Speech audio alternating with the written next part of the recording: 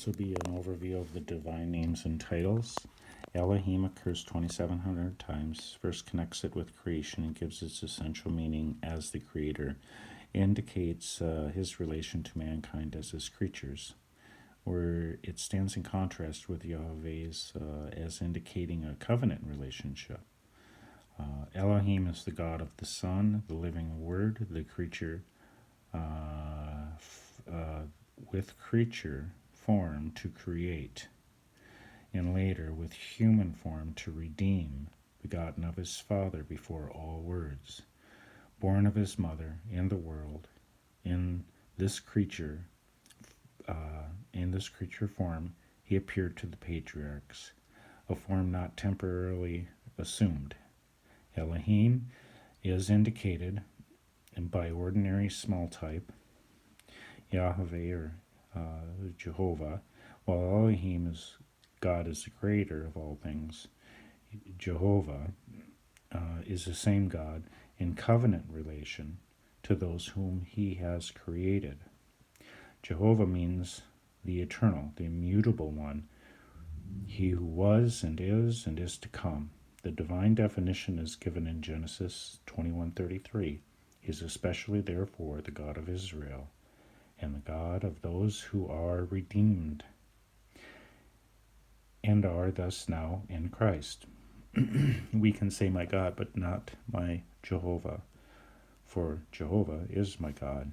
Jehovah is indicated in the Authorized Version by small capital letters, and by God, where it occurs in combination with Adonai, in which case Lord God is Adonai Yahweh, or Adonai Jehovah.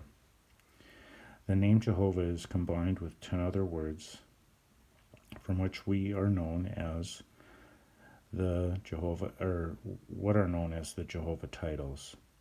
They are as followed in the order in which they occur in the Hebrew canon, Appendix 1. They are all noted in the margin in all their occurrences. So we have Jireh, will, see, or provide; Rafika, that healeth thee; my banner, Yahweh or Jehovah my banner; Mekadeshaken, that doeth sanctify you; and then we have Shalom, peace; and then we have Jehovah, host. El is essentially the Almighty. Through the word is never so rendered, though the word is never so rendered, see below, Shaddai. El is Elohim, and all his strength and power. It is rendered God as Elohim is, but El is God, the omnipotent. Elohim is a God, the creator, putting his omnipotence into operation. Elo, see below, Eloah, is the God who knows all and sees all, and that performeth all things for his people, and in whom all the divine attributes are concentrated. El is indicated in this edition in large type.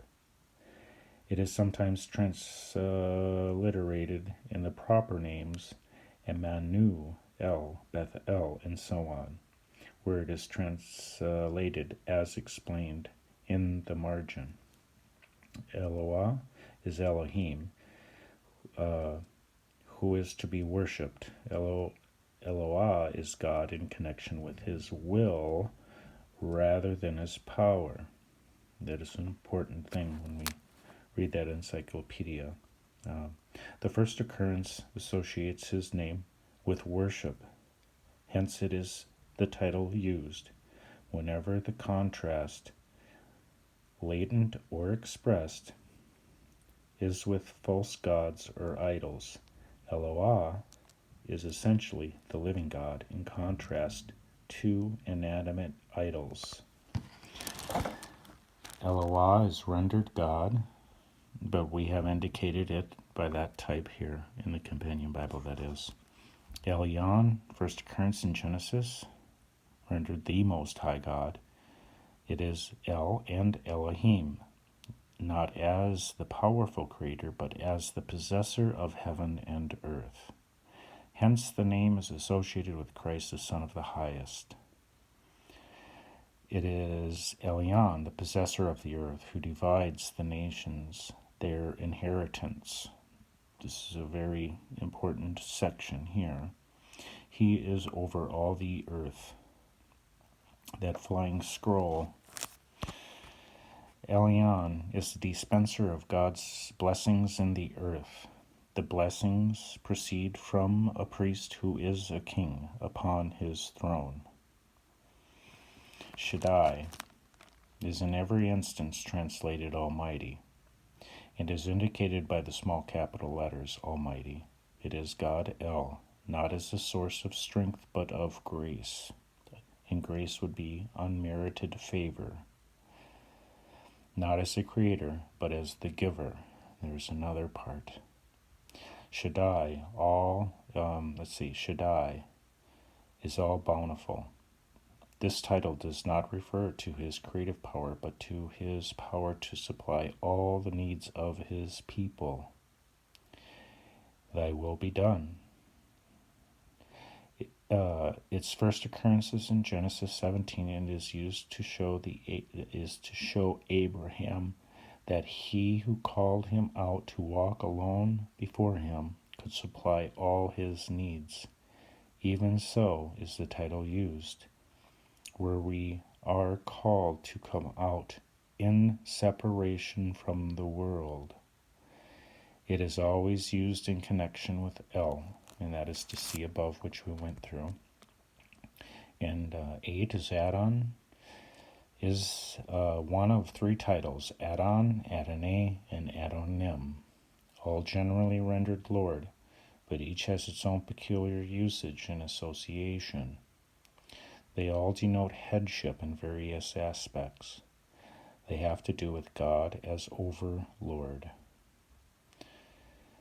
Adon is the Lord as a ruler in the earth. We have indicated this type by printing the preceding article or pronouns in small capitals, not because either are to be emphasized, but to distinguish the word Lord from Adonai, which is always so printed in the Authorized Version. Adonai is the Lord in his relation to the earth as carrying out his promises of blessings in the earth. With this limitation, it is almost equivalent to Jehovah. Indeed, it was from this early date so used, by associating the vowel points of the word Jehovah with Adon, Jehovah with Adon, this converting Adon to Adonai. A list of the 134 passages where this is deliberately done is preserved and given in the Masorah. We have indicated these by printing the words like Jehovah, putting an artisk, thus, the Lord. Adonim is the plural of Adon, never used of man. Adonim carries with it all that Adon does, but in a greater and higher degree, and more especially as owner and proprietor. And Adon may rule others who do not belong to him. Hence, without the article, it is often used of men, but Adonim is the Lord who rules his own. We have indicated it by this, and here is 9, the types used to indicate the above titles. And that continues to 10, and we have combinations as follows as well. Here's another small overview of the man of God. The first occurrence of this expression is Deuteronomy 33, and it is used of Moses. It is used with connection with Moses, who was par excellence, the prophet, like unto whom Christ was to be raised up. Shows that it is to be understood of what Moses was. Visualize the prophet.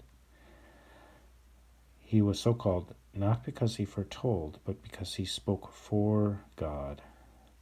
This is the meaning of the word prophet, as taught by its first occurrence in Genesis 20, verse 7. The prophet was God's spokesman. God's spokesman could not know what to speak for him, only one from his spirit. And from Hosea 9:7, see Numbers 11. And number 2, from Yahweh making himself known. And there's the examples for those. And number 3, from God's written word. This is why Timothy is the only one called a man of God in the New Testament, and why today one and only one who knows all Scripture, which is so profitable, can be called man of God. All such are God's spokesmen, because they alone know what he wishes to be spoken. They are his witnesses. Christ was the prophet because he spoke only of those things which were given to him to speak. And he alone is the faithful witness. It was for the above reasons that the expression, the man of God, God's man, became the general name for a prophet among the common people. And here's another little part that you could probably look up, which would be Exodus 24:7, written by Moses, the book of the covenant sprinkled with the people. Here's the word for power, and more specifically to the kratos, strength is exerted, power put forth with effect, and in government, from which we have the English theocracy, government by God, aristocracy, government by the best, democracy, or what I like to say is a republic, government by the people, mastery over one's self, self-control, or having one's self reined in from. Slight overview of some of the things that we had just read about, and some things that are going to apply is going to be an Shama, Ruach, Spirit, or Wind. You're going to recognize the deliverance of nations. You'll see an intervention by God, other people as well. You'll see the governance, or the governance, also the psychology, and that is which is driven by. Here's a deed or deeds that were done first. They were followed by the curses, of course. We can see that in Jacob, and the blessings, which are going to be dependent on actions that are done first. And then the covenant was restored, the Abrahamic covenant. Birth of Jacob and Esau by divine reasons. Esau was born first. That probably is to be explained by further readings and studies to find out why that was so.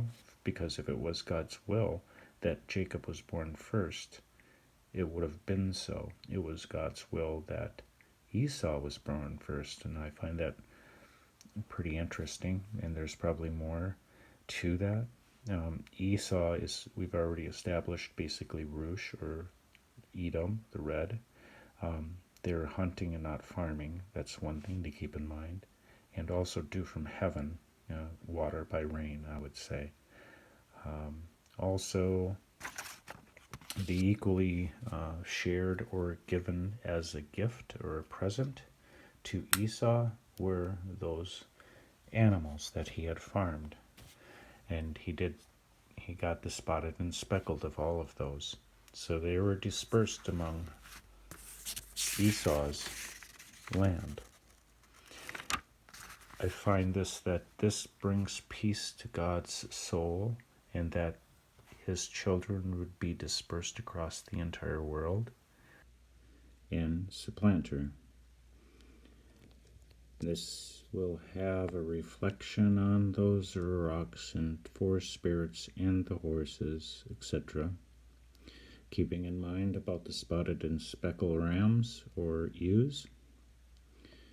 Here's Jacob out of that encyclopedia. The second son of Isaac by his wife Rebekah. Her conceiving is stated to have been supernatural. Led by peculiar feelings, she went to inquire of the Lord, and was informed by the Lord that she was indeed with child, that her offspring should be the founders of two nations, and that the elder should serve the younger. Circumstances which ought to be borne in mind when a judgment is pronounced on her conduct in eating Jacob, to secure the privileges of birth to the exclusion of his elder brother Esau, conduct which these facts, connected with the birth of the boys, may well have influenced.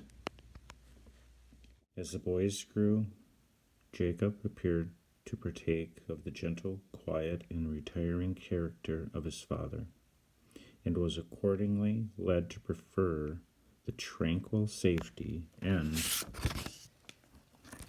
pleasing occupations of a shepherd's life to the bold and daring enterprises of the hunter, for which Esau had an irresistible predilection. Jacob, therefore, passed his days in or near the paternal tent, simple and unpretending in his manner of life, and finding the flocks and herds which he kept, images and emotions which both filled and satisfied his heart.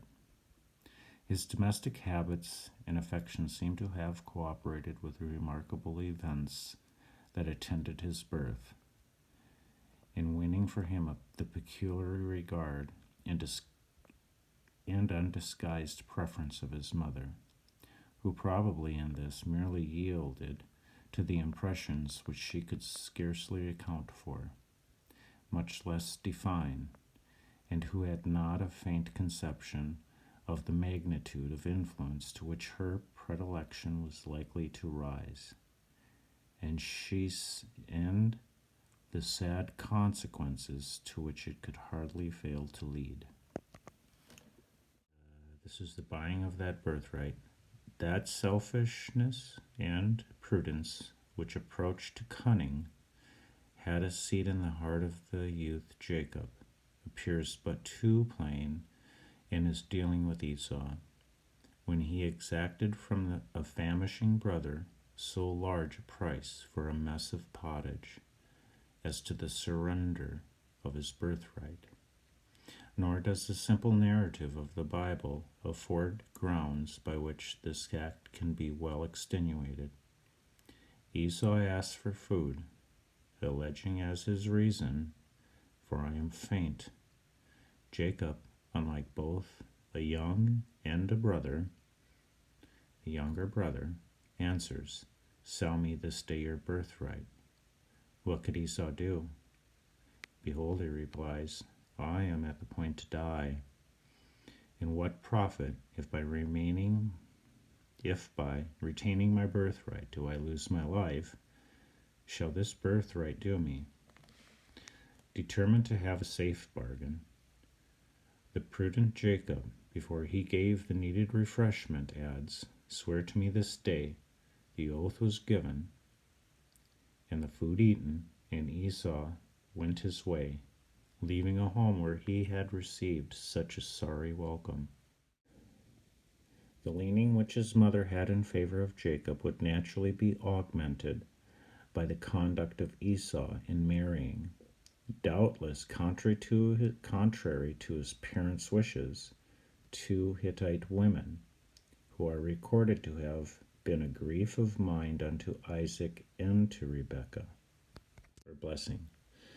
Circumstances thus prepared the way for producing the transfer of the birthright, when Isaac, being now old, proceeded to take steps to pronounce the irrevocable blessings which acted with all the force of modern testamentary bequest. This blessing, then, it was essential that Jacob should receive in preference to Esau. Here Rebekah appears the chief agent. Jacob is a mere instrument in her hands. Isaac directs Esau to produce him some venison. This Rebekah hears, and urges her reluctant favorite to personate his elder brother. Jacob suggests difficulties.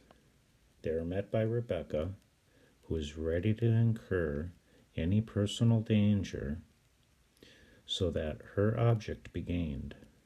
Her voice is obeyed, the venison is brought, Jacob is equipped for the deceit, he helps out his fraud by direct falsehood, and the old man, whose senses are now failing, is at last, with difficulty, deceived.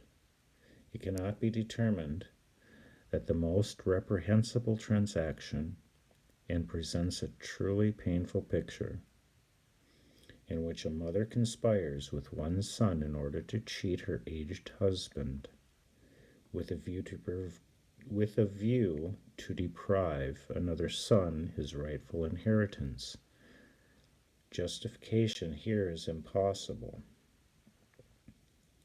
but it should not be forgotten in the estimate we form that there was a promise in favor of Jacob, that Jacob's qualities had endeared him to his mother, and that the prospect which arose was dark to her and threatening when she saw the neglected Esau at the head of the house, and his hateful wives assuming command over herself.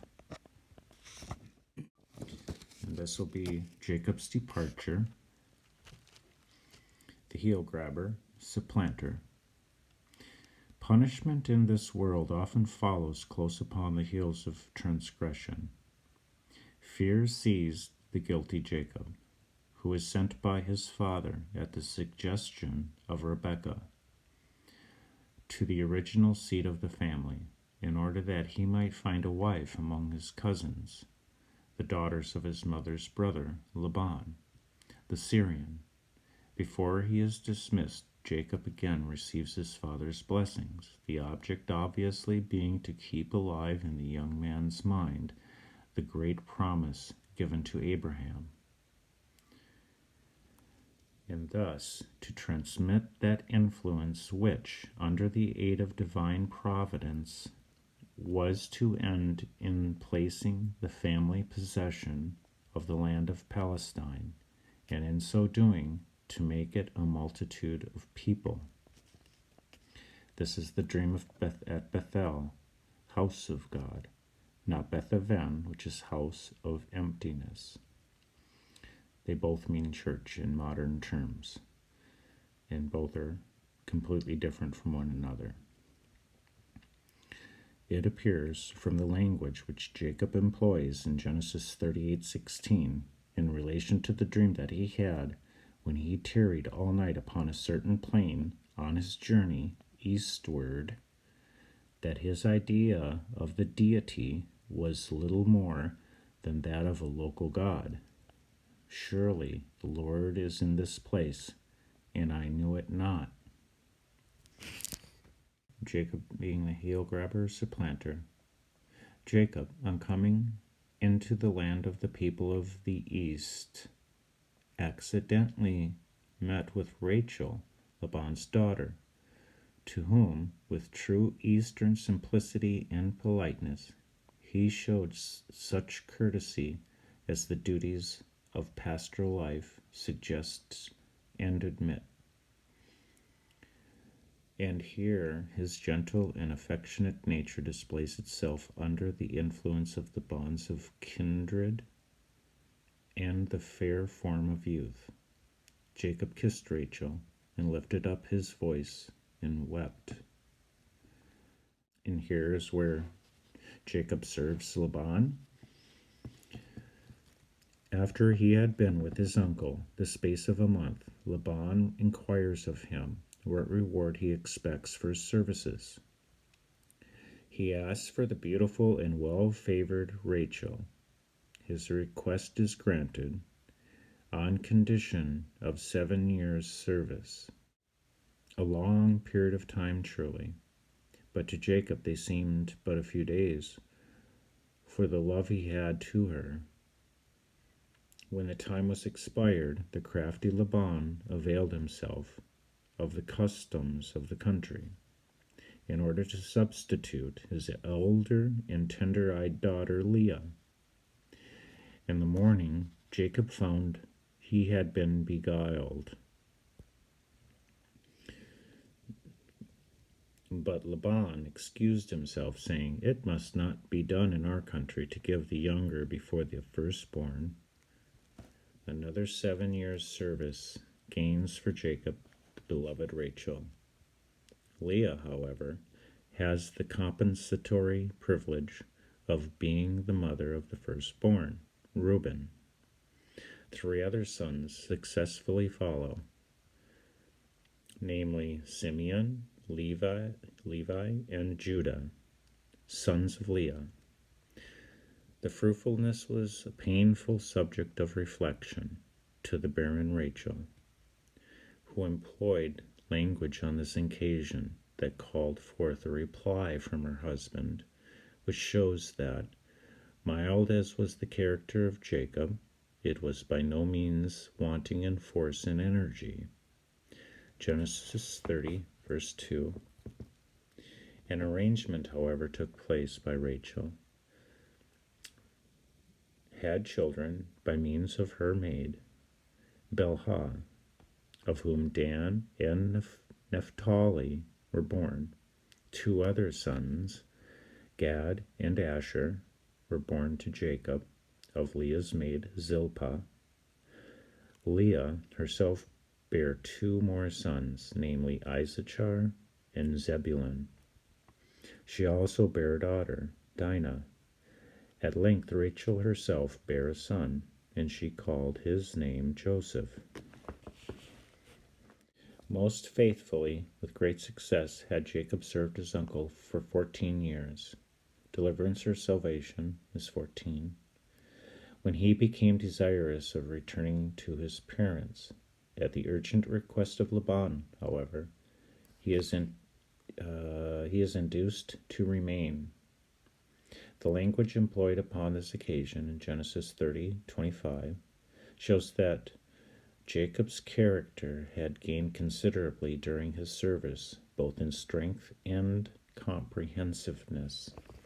But the means which he employed in order to make his bargain with his uncle work so as to enrich himself proved too clearly that his moral feelings had not undergone an equal improvement, and that the original taint of prudence and the sad lessons of his mother in deceit had produced some of their natural fruit in his bosom.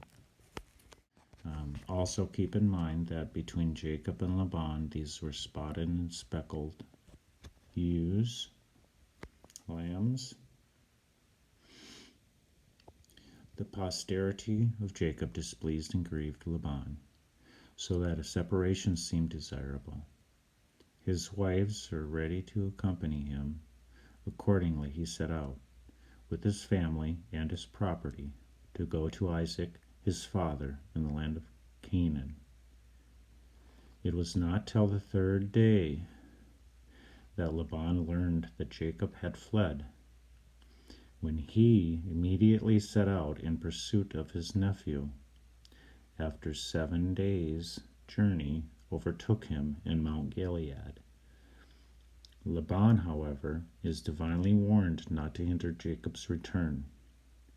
Reproach and recrimination ensued. Even a charge of theft is put forward by Laban. "Wherefore hast thou stolen my gods?" In truth, Rachel had carried off certain images, which were the objects of worship. Ignorant of this misdeed, Jacob boldly called for a search, adding, "With whomsoever thou findest thy gods, let him or her not live." A crafty woman's cleverness eluded the keen eye of Laban. Rachel, an appeal which one of her sex alone could make, deceived her father. Thus, one sin begets another, superstition prompts theft, and theft necessitates deceit. Laban's conduct on this occasion called forth a reply from Jacob. by which it appears that his service had been most severe, and which also proves that however this severe service might have encouraged a certain servility, it had not prevented the development in Jacob's soul of a high and energetic spirit, which, when roused, could assert its rights and give utterance to sentiments just, striking, and forcible, and in the most poetical phraseology. Peace, however, being restored, Laban, on the ensuing morning, took a friendly, if not affectionate, farewell of his daughters and their sons, and he returned home. Meanwhile, Jacob, going on his way, had to pass near the land of Seir, in which Esau dwelt. Remembering his own conduct and his brother's threat, he was seized with fear and sent messengers before in order to propitiate Esau. Jacob informed by his messenger that Esau came to meet him with 400 men, justly suspected his intentions were murderous, and sent off before him a large present of 220 goats, 220 sheep, 30 milk camels, with their colts, 40 kine, and 10 bulls, 20 she-asses, and 10 foals. These he divided into 5 droves, and ordered the drivers of each to tell Esau, as they met him, that it was a present to him. By this means he hoped to appease his brother's anger. The spotted and speckled sheep, so they were divided, even to Esau. This is the wrestling all night. Immediately preceding his interview with Esau, Jacob passed the night in wrestling with a man who is afterwards recognized as the angel of God, and who at length overcame Jacob by touching the hollow of his thigh. His name also was on this event changed by the mysterious antagonists into Israel. For as a prince hast thou power with God and with men, and hast prevailed. Genesis 32:28. It is added that on this account his descendants abstain from eating the thigh of the slaughtered animals. Reconciled to Esau. Having crossed the Jabbok, he divided his family into 3 divisions. Numbers again, just previously mentioned, 3 divisions.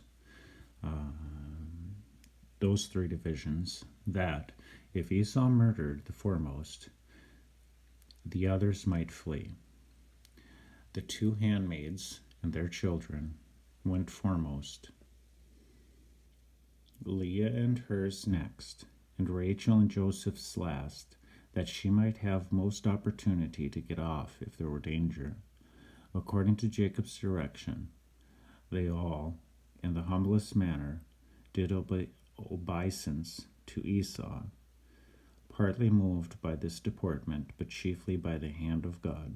Esau met Jacob with the most tender action, generously refused his present, because he had much wealth already. But Jacob urged him, because he said, I have everything, and have had the great happiness to meet thee in the kindness and love. So Esau accepted the present, and they became friends once more. Jacob departs for Bethel, having, by the misconduct of Hamor the Hivite and the hardy valor of his sons, been involved in danger from the natives of Shechem and Canaan. Jacob is divinely directed, and under the divine protection proceeds to Bethel, where he is to make an altar unto God that appeared unto thee when thou fleddest from the face of Esau thy brother. Obedient to the divine command, he first purifies his family from strange gods, which he hid under the oak, which is by Shechem. After which God appeared to him again with the important declaration, I am God Almighty, and renewed the Abrahamic covenant. This part of Bethel here, there are two houses. One is Beth-aven, house of vanity, to pant, hence to exert oneself, usually in vain, to come to naught, strictly nothingness, also trouble, wickedness, specifically an idol, and that is one house. The other house is Bethel, house of God, mighty, especially the Almighty, which is that house of or family. And that is Jacob departs for Bethel, and there is the I am God Almighty, and renewed the Abrahamic covenant. While journeying from Bethel to Ephrath, his beloved Rachel lost her life, giving birth to her second son, Benjamin. At length Jacob came to his father, Isaac, at Mamre, the family residence, in time to pay the last attentions to the aged patriarch. Loss of Joseph. Not long after his bereavement, Jacob is robbed of his beloved son Joseph through the jealousy and bad faith of his brothers. This loss is the occasion of showing us how strong were Jacob's paternal feelings. For on seeing what appeared to be proofs that some evil beast had devoured Joseph, the old man rent his clothes and put sackcloth upon his loins, and mourned for his son many days, and refused to be comforted. I will go down into my grave unto my son's mourning. Genesis 37:35. A widely extended famine induced Jacob to send his sons down to Egypt, where he had heard there was corn, without knowing by whose instrumentality. The patriarch, however, retained his youngest son, Benjamin, lest mischief should befall him, as it had befallen Joseph. The young man returned with the needed supplies of corn. They related, however, that they had been taken for spies, and that there was but one way in which they could disprove the charge, namely by carrying down Benjamin to the Lord of the land. This Jacob vehemently refused. Me ye have bereaved, Joseph is not, and Simeon is not, and you will take Benjamin? My son shall not go down with you. If mischief befall him, then shall ye bring down my gray hairs with sorrows to the grave. The pressure of the famine, however, at length forced Jacob to allow Benjamin to accompany his brothers on a second visit to Egypt, whence in due time they brought back to their father the pleasing intelligence, Joseph is yet alive, and he is governor over all of the land of Egypt. How naturally is this effect on Jacob told, and Jacob's heart was fainted, for he believed them not. When, however, they had gone into the particulars, he added, Enough, Joseph my son is yet alive. I will go and see him before I die. Encouraged in the vision of the night, Jacob goes down to Egypt around the BC 2050, and Joseph made ready his chariot, and went up to meet Israel his father to Goshen, and presented himself unto him, and he fell on his neck, and wept on his neck a good while. And Israel said unto Joseph, Now let me die, since I have seen thy face, because thou art yet alive. Joseph proceeded to conduct his father into the presence of the Egyptian monarch, when the man of God, with that self-conscious indignity which religion gives, instead of an offering slavish adulation, blessed Pharaoh, struck the patriarch's vulnerable heir. The king asked, How old art thou? What composure and elevation is there in thy reply? The days of the years of my pilgrimage are in 130 years. Few and evil have the days of the years of my life been, and have not attained unto the days of the years of the life of my fathers in the days of their pilgrimage. And Jacob blessed Pharaoh, and went out from before Pharaoh. And Jacob, with his sons, now entered into the possession of some of the best land of Egypt, where they carried on their share of earthly posterity. The aged patriarch, after being strangely tossed about on every rough ocean, found at last a tranquil harbor, a safe harbor, where all the best affections of his nature were gently exercised and largely unfolded. After a lapse of time, Joseph, being informed that his father was sick, went to him. When Israel strengthened himself and sat up in his bed, he acquainted Joseph with the divine promise of the land of Canaan, which yet remained to be fulfilled. And Joseph's sons, Ephraim and Manasseh, in place of Reuben and Simeon, who had lost, or whom he had lost. Going on with Jacob, the death. Then, having convened his sons, the vulnerable patriarch pronounced on them also a blessing, which is full of the loftiest thought expressed in the most poetical diction, and adorned by the most vividly descriptive and engaging imagery, showing how deeply religious his character had become, how freshly it retained its fervor to the last, and how greatly it had increased in strength, elevation, and dignity. And when Jacob had made an end of commanding his sons, he gathered up his feet into the bed, and yielded up the ghost, and was gathered unto his people. Jacob.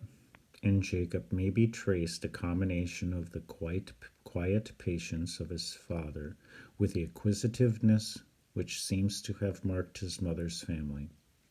And in Esau, as in Ishmael, the migratory and independent character of Abraham was developed into the enterprising habits of a warlike hunter-chief. Jacob's, whose history accompanies a larger space, leaves on the reader's mind a less favorable impression than either of the other patriarchs with whom he is joined in equal honor in the New Testament. But in considering his character, we must bear in mind that we know not what limits were set in those days to the knowledge of God and the sanctifying influence of the Holy Spirit. A timid, thoughtful boy would acquire no self-reliance in a scheduled home. There was little scope of the exercise of intelligence, wide sympathy, generosity, frankness. Growing up a stranger to the great joys and great sorrows of natural life, deaths and wedlock and births, inured a caution and restraint in the presence of a more vigorous brother, secretly stimulated by a belief that God designed for him some superior blessing.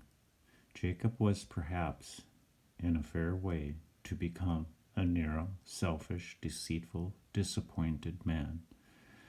But after dwelling for more than a half of a lifetime in solitude, he is driven from home by the provoked hostility of his more powerful brother. Then, in a deep, bitter sorrow, the outcast begins life afresh long after youth is past, and finds himself brought first of all unexpectedly into that close personal communication with God,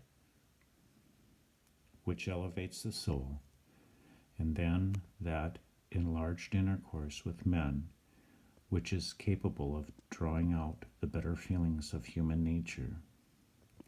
An unseen world was opened.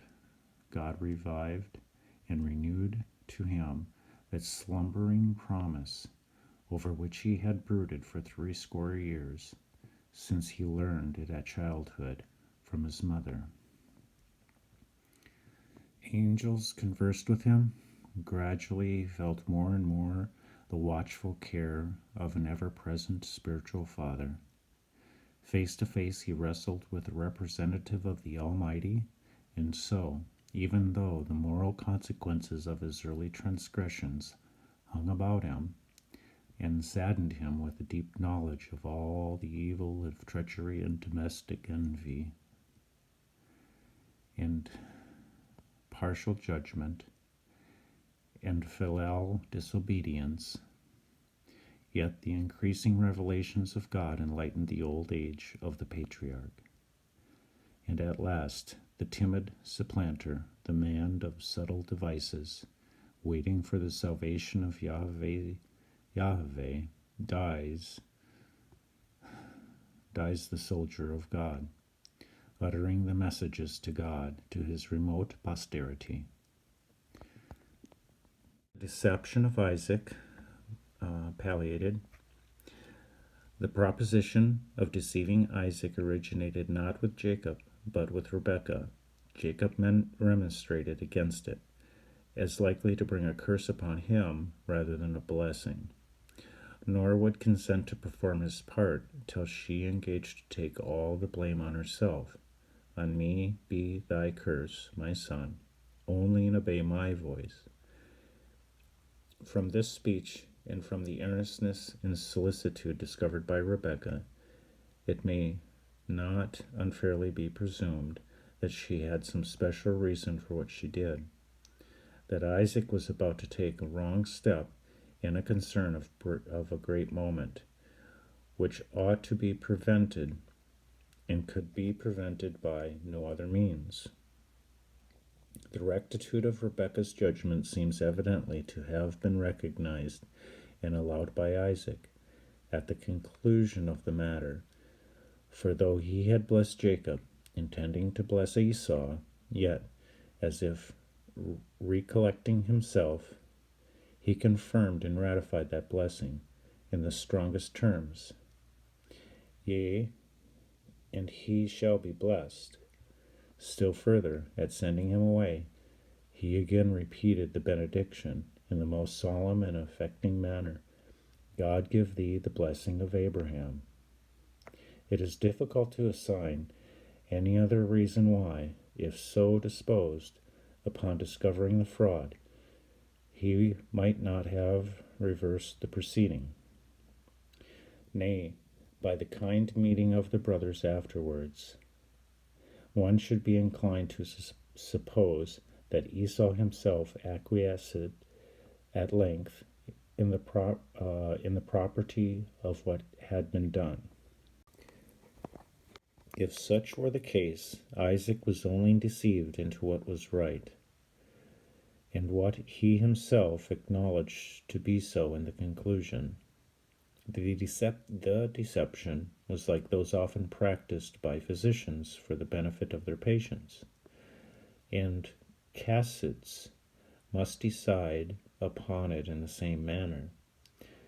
The offense of Jacob is certainly alleviated, if not entirely taken off, by the circumstances of Rebekah pledging herself to bear the blame, as the conduct of Rebekah seems justified by that of Isaac, ratifying and confirming to Jacob the blessing originally intended for Esau.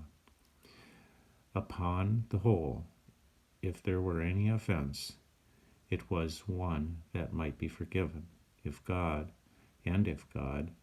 notwithstanding, continued to bless Jacob, he did forgive it, and had reasons for doing so. In the figurative, the God of Jacob, or simply Jacob, where the term Eloah, Eloah, God appears to have been dropped from the text. In Mighty One of Jacob, Psalms are the titles of Jehovah as the national deity for the house or family of Jacob. For instance, the Israelites. We have the house of Jacob, the seed of Jacob, the sons of Jacob, congregation of Jacob, and simply Jacob. And in the expression in Jacob of Genesis, for instance, among the Jewish people, that would probably be Judea, or sons of Cain, but it's probably Judea. Jacob, the father of Joseph, and the husband of the Virgin Mary. And this will be Esau, Harry, the Septuagint, and it gives you that description there. Name and family, the origin and meaning of the name are not quite free from ambiguity. Simon renders it pilus opertus, covered with hair, in some such reasons as this implies, seems involved in the passage of Genesis 25. Cruden, however, explains the name meaning one who does, qui facit, an actor or agent. His surname of Edom, red, was given him. It appears in Genesis 25:30 from the red pottage which he asked of Jacob, or, according to Genesis, from the red color of the infant child. Family. Esau was the eldest son of Isaac, Abraham's son, Genesis 25, by Rebekah, the daughter of Bethuel the Syrian, of Padan Aram, the sister to Laban the Syrian. The marriage remaining for some time, about 19 years, compare 25, 20, and 26, it was unproductive. Isaac entreated Jehovah, and she became pregnant, led by peculiar feelings to inquire of Jehovah, or Yahweh. Rebekah was informed that she should give birth to twins, whose fate would be as diverse as their character. And what, in those days, was stranger still, the elder should serve the younger. On occasion of her delivery, the child that was born first was red all over like in a hairy garment, and they called his name Esau. Immediately afterwards, Jacob was born. And number 2, under Esau, personal history. In process of time, the different natural endowments of the two boys began to display their effects into similar aptitudes and pursuits. While Jacob was led by his less robust make and quiet disposition to fulfill the duties of a shepherd's life and pass his days in and around his tent, Esau was impelled by the ardent and lofty spirit which agitated his bosom to seek the toils and adventures and perils of the chase, his occupation and sustenance. And, as in generally the case in natures like his, he gained high repute by his skill and daring. Here he sells his birthright, Esau. A hunter's life is of necessity one of uncertainty as well as hardship. Days pass in which the greatest vigilance and the most strenuous exertions may fail even to find, much less capture, game. Esau, on one occasion, expired such a disappointment, and, wearied with his unproductive efforts, exhausted for want of sustenance, and despairing of capturing any prey, he was fain to turn his steps to his father's house for succor in his extremity. On reaching home, he found his brother enjoying a carefully prepared dish of pottage. Attracted by the odor, of which he besought Jacob to allow him to share in the meal, his brother saw the exigency in which Esau was, and determined not to let it pass unimproved. Accordingly, he put a price on the required food. Esau, the elder, and had, in consequence, immunities and privileges which were of high value. The surrender of these to himself, Jacob, makes the condition of his complying with Esau's petition, urged by the cravings of hunger, alarmed even by the fear of instant death. Esau sold his birthright to his younger brother, confirming the contract by the sanction of an oath. Jacob, having this, got his price, supplied the famishing Esau with needed refreshments. And continuing with Esau and his marriage, arrived now at years of maturity, Esau, when 40 years of age, married 2 wives, Judith and Beshemath. Some unhappy feelings appear to have been previously existed in the family, for while Esau was favored with his father, in consequence, it appears, of the presence of venison which the youth gave him, Jacob was regarded with special affection by the mother. These partialities and their natural consequences and unalienable feelings were increased and exaggerated by Esau's marriage. Even his father's preference of him may have been injuriously affected. The way was, in some measure, smoothed for the transference of the coveted birthright to the younger son.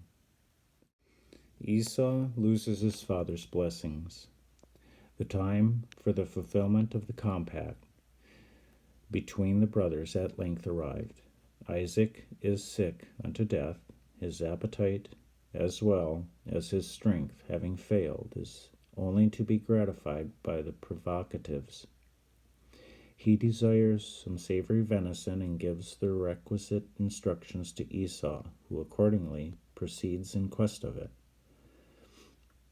On this, Rebekah begins to feel that the critical time has come. If the hated Hittites are not to enter with her less favored son into possession of the family property, the sale of the birthright must now come in some way, be confirmed and consummated. One essential particular remained: the father's blessings. If this should be given to Esau, all hope was gone. For this, like our modern wills, would deed the inheritance and the accompanying headship of the tribe of Esau and his wives. Isaac, however, had lost his sight. Indeed, all his senses were dull and feeble. It was, therefore, not very difficult to pass off Jacob upon him as Esau. Rebekah takes her measures, and, notwithstanding Jacob's fears, succeeds. Isaac, indeed, is not without suspicion, but a falsehood comes to aid Jacob in his otherwise discreditable personation of Esau.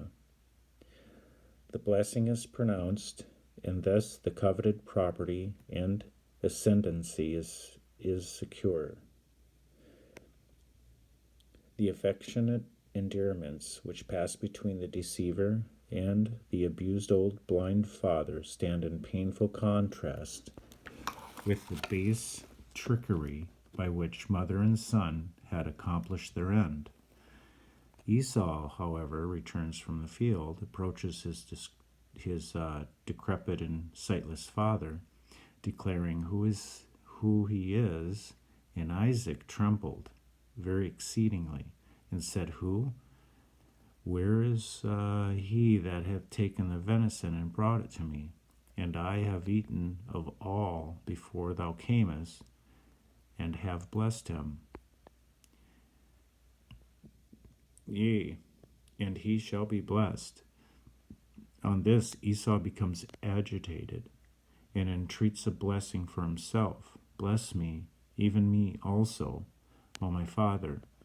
Urging his entreaty again and again, even with tears, Isaac at length said unto him, Behold, thy dwelling shall be in the fatness of the earth, and of the dew of heaven from above. And by thy sword thou shalt live, and shalt serve thy brother. And it shall come to pass, when thou shalt have dominion, that thou shalt break his yoke from off thy neck. Thus deprived forever of his birthright, in virtue of the irrevocable blessings, Esau but too naturally conceived and entertained a hatred of Jacob, and even formed a resolution to seize the opportunity for slaying him, which in the days of mourning consequent on the approaching decease of their father would be likely to afford. Words to this effect, which Esau let drop, were repeated to his mother, who thereupon prevailed on her younger son to flee to his uncle Laban, who lived in Haran, there to remain until time when its usual effect might have mitigated Esau's wrath and reconciled to Jacob.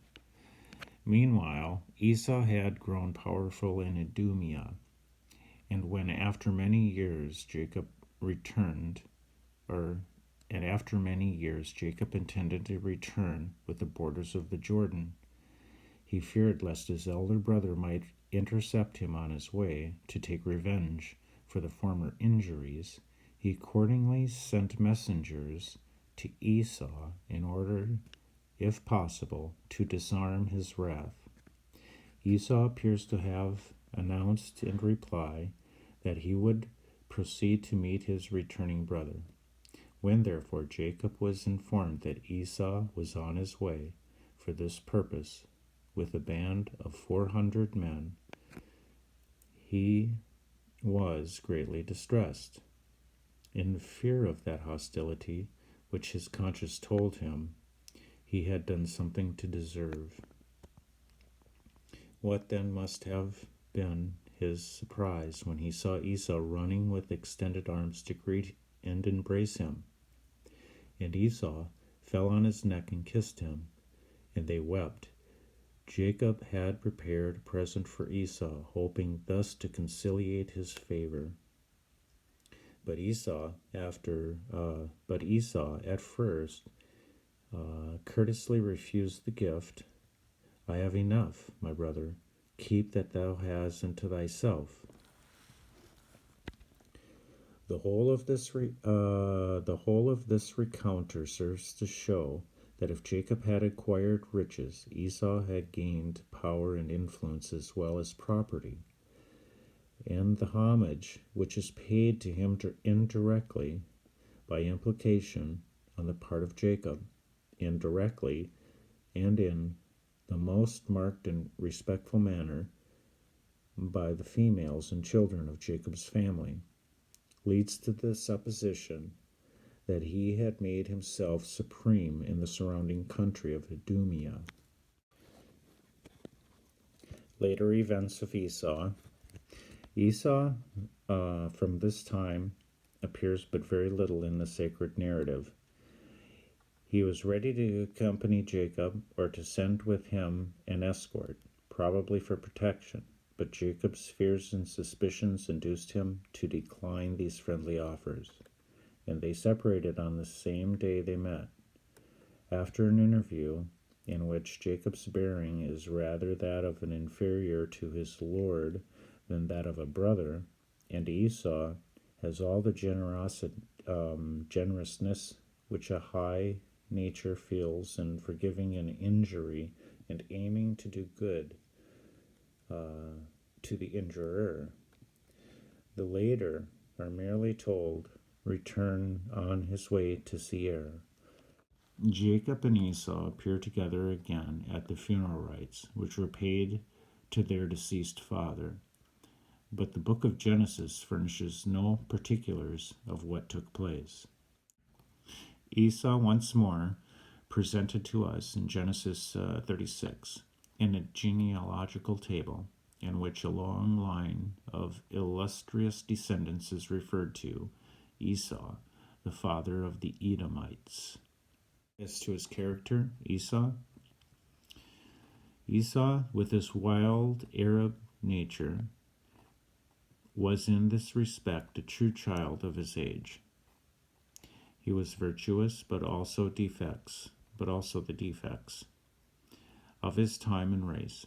The strong, sinewy son of the desert, with its boundless horizons and lawless freedom, his rough and hairy manhood marked splendid physical vigor, which urges to excitement and adventure. The old nomadic instincts of his race had come back in him in all their force. Restless, impulsive, and fearless, he delighted to roam the wilderness, free as the air or the bird, far from the restraints and tameness of settled habitations. Like a true Arab, he hated the dull pursuits of industry, and turned to his spear and bow as alone worthy a man's regard. Light-hearted as a child, he was careless of the future, with no self-control or manly thoughtfulness. The enjoyment of the day was more to him than the greatest promises, for the realization of which he must wait. His bounding health and animal spirits engrossed him, and he found his delight only in their gratification. With all this, he had in him the making of a splendid man, for it must have been a long question whether his restless, unsettled ways were not the mere effervescence of youth. And he showed the elements of a character that would have adorned home, and he once sobered into a quiet life. He was free-handed and generous, frank and honest, kindly and forgiving. If he was not devout to his mother, he could hardly be expected to be so when there was no warmth shown to attract him. But he worshipped his father and paid him with kind words and looks, and he thought no toil too great to minister to his happiness. There was a radical defect, however, in his character that spoiled all and left nothing from the promise of the youth but a disappointing and unfruitful manhood. Life could not be so light and thoughtless as he made it, and ripen to anything worthy. He had no deeper and more sober nature to steady him as he grew older. No settled habits of honest toil, no fixed religious principle, no reverence for the future and unseen, and thus had nothing on which his better nature might fall back when the heyday of animal spirits and mere physical enjoyment were over. Brought up at the feet of Isaac, he might have learned to fear God and live before him from his father's example, even if he noted the blemishes with the religiousness was stained in the person of his mother and his brother. He had no seriousness in his nature, and lived only for the excitement and pleasure. Indifferent to the godliness of his father's home in his youth and early manhood, he passed, in his later years, into the chieftain of a warlike tribe, a stranger at once to the religion and traditions of his forefathers, and the bitter enemy of the people of God in later generations. And this will be Laban, meaning white, son of Bethuel, Genesis 28, grandson of Nahor, brother of Rebekah, and father of Jacob's two wives, Leah and Rachel. Dreading the vengeance of Esau's brother, Jacob was compelled to flee from home. Before his departure, Isaac sent for Jacob, gave him his blessings, and charged him to go to Padan Aram. and there marry one of his uncle's daughters, Laban's daughters. When Jacob had been with Laban about a month, Laban proposed to give him wages. Jacob offered 7 years of service for Rachel,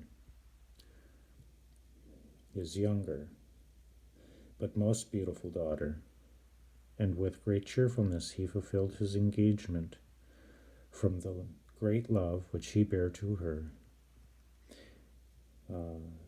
When the marriage night came, God, in order to punish Jacob for deceiving his dim-eyed father, permitted Laban to conduct Leah, his elder daughter, whose beauty was far inferior, to Jacob's bed instead of Rachel. This was easily done, as the bride, when conducted to the bridegroom, was closely veiled. Next morning the cheat was discovered, and Jacob warmly reproached his uncle for it. He pretended that it was contrary to the customs of their country to marry the younger daughter first, but told him he might have Rachel too for 7 years more service. This Jacob agreed to. Jacob's 14 years, 14 deliverance and salvation, I believe. Jacob's 14 years' service for his 2 wives being finished, he begged that Laban, his father-in-law, would permit him to return to his country with his family along with him, that he might provide for himself.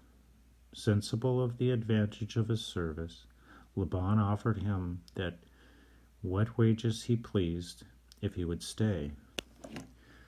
To mark this dependence on the providence of God, Jacob moved that all spotted cattle and brown sheep afterwards produced should be his hire. Laban, expecting these could not be many, readily consented, to prevent all disputes and hinder as much as possible the future product of spotted cattle and brown sheep. All of these kinds were removed to the distance of 3 days' journey and entrusted to the care of Laban's sons, and the rest were committed to the oversight of Jacob. Instigated by a vision, Jacob employed means by which he increased his portion and that of the stronger and abler cattle, so that the wealth of his uncle decreased in proportion as his own was augmented.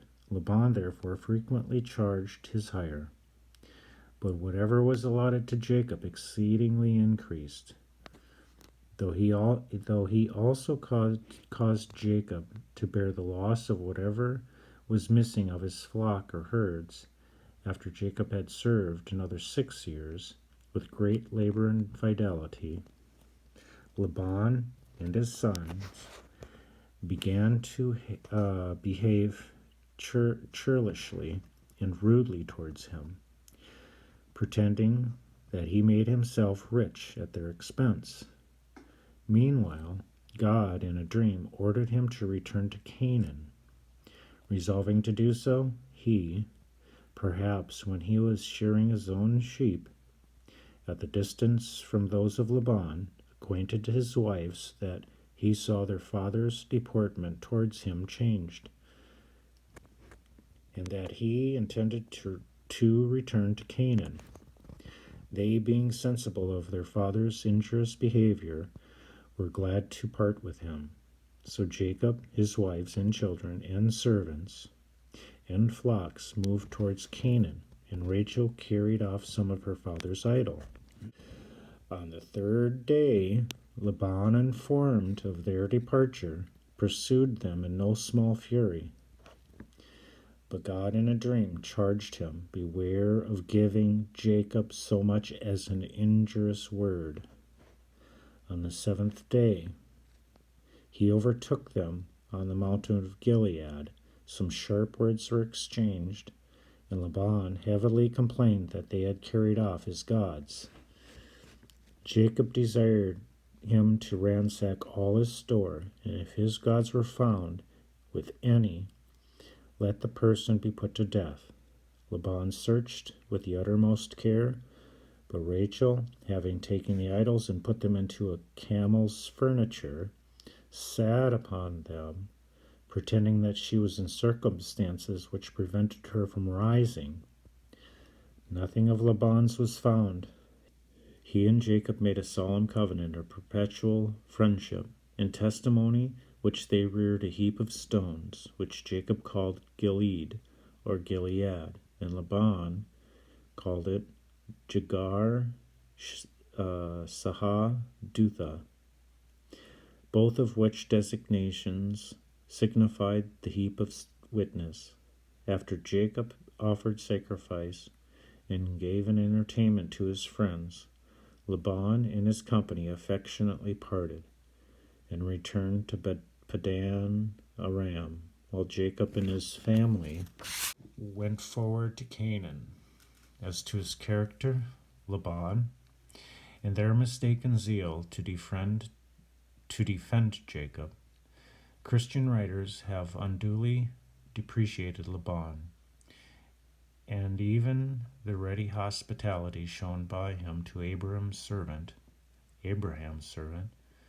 and the affectionate reception of his nephew, have been misconstrued into the acts of a selfish man, eager to embrace an opportunity of lucrative connection. No man, however, is wholly selfish, and even Laban was capable of generous impulses, however mean and unprincipled his general conduct. Also a city in the desert, Arabia, on the route of the Israelites, perhaps identical with their 21st halting place, Libnah. And that is Laban, spotted, speckled sheep. The overview of Lamech, Jacob, his wives, and the relationship of Esau, the development of two nations, and the curses and the blessings, etc. Some of the numbers are going to have great significance. For instance, there will be a mention of 40 years. That will mean a divine period of probation. And then we have this 5 droves where the spotted and speckled were given to Esau. And that number 5 would mean grace or God's goodness, and these were given to him.